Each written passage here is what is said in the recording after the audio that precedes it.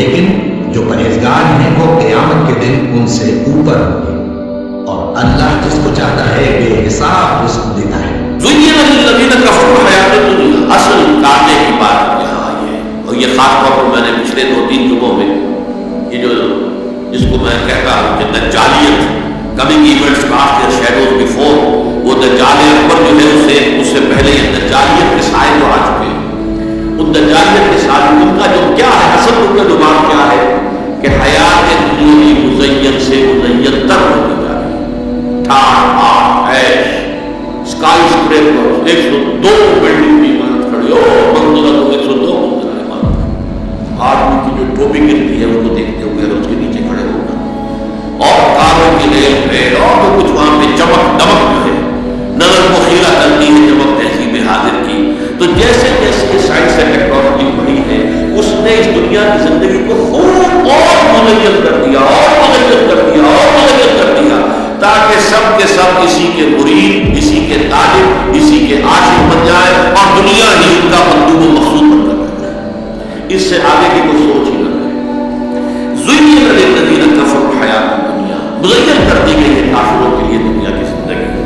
وَيَسْخَرُونَ مِنَ الَّذِينَ آمَنُوا، اور مذاق اڑاتے ہیں اہل ایمان کا۔ یہاں کے پیچھے دیکھیے وہی منافق کردار، وہ ہنسا کرتے تھے،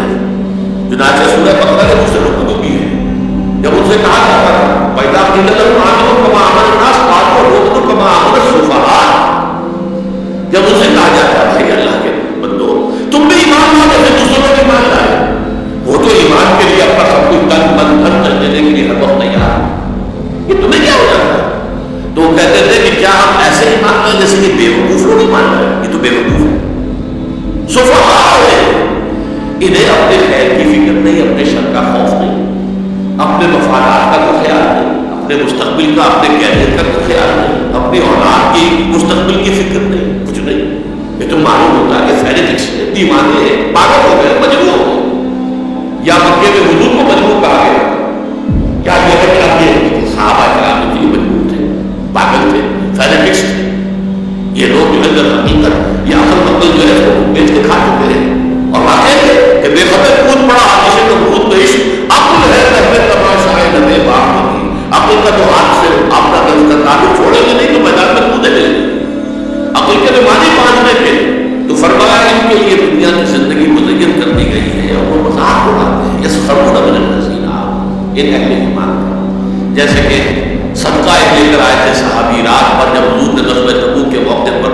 جب کہا کہ بڑا وقت آ گیا ہے اور بڑا لشکر لے کے جانا ہے، اس کے لیے ساز و سامان چاہیے، سواریاں چاہیے، رسد چاہیے،